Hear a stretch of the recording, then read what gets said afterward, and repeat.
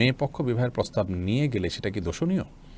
কোনো নারী নিজেই পুরুষকে বিবাহের প্রস্তাব দিলে সেটা জায়েজ আছে কি? খুবই গুরুত্বপূর্ণ দুটি প্রশ্ন। প্রথম প্রশ্নের উত্তর হলো যে পাত্রপক্ষ যেরকম পাত্রীপক্ষকে বিবাহের প্রস্তাব দিতে পারে, তেমনিভাবে পাত্রীপক্ষ পাত্রপক্ষকে বিবাহের প্রস্তাব পেশ করতে পারেন। ইসলাম শরীয়তের দৃষ্টিকোণ থেকে এখানে দোষের কোনো কিছু নেই। আমাদের সমাজে অনেক সময় এটাকে দোষণীয় মনে করা হয়। আমাদের সমাজে মনে করা হয় যে পাত্রপক্ষ যদি প্রস্তাব দিবেন, পাত্রীপক্ষ প্রস্তাব দিলে সেটাকে দোষণীয় মনে করা হয়, সেটাকে মনে করা হয় অপমানকর।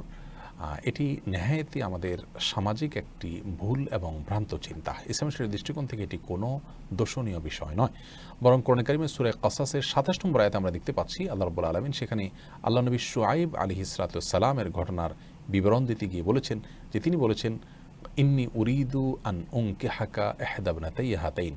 তিনি মূসা আলাইহিস সালামকে লক্ষ্য করে বলেছিলেন যে আমি আমার দুই কন্যার কোন এক কন্যাকে তোমার সঙ্গে বিবাহ দেওয়ার প্রস্তাব করছি। এখানে তিনি মেয়ের বাবা হয়ে বিবাহের প্রস্তাব করেছেন। এছাড়া ওমর রাদিয়াল্লাহু তাআলা আনহু তার মেয়ে হাফসা রাদিয়াল্লাহু তাআলা আনহাকে একবার বিবাহের প্রস্তাব করেছিলেন ওসমান রাদিয়াল্লাহু তাআলার কাছে। আর এরকম অনেক ঘটনা পাওয়া যায়। এখান থেকে বোঝা যায় যে মেয়ে পক্ষ বিবাহের প্রস্তাব নিয়ে যাওয়াতে দোষের কোনো কিছু নেই।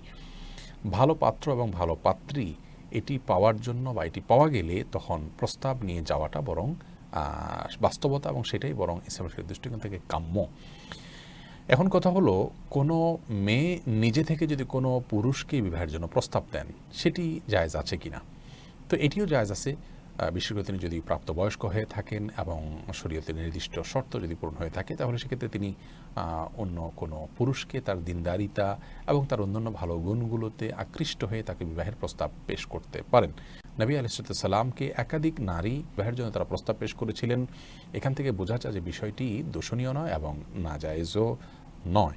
তবে এখানে বিবাহ শুধু জায়েজ আছে, কিন্তু বিবাহের নাম দিয়ে যদি আপনার তথাকথিত বিবাহ বহির্ভূত সম্পর্কের জন্য প্রস্তাব দেওয়া হয়, সেটা পাত্রপক্ষ দেখ কিংবা পাত্রীপক্ষ দেখ বা ছেলে দেখ বা মেয়ে দেখ, যেই দেখ, এটি সম্পূর্ণ গুনাহের কথা এবং হারাম।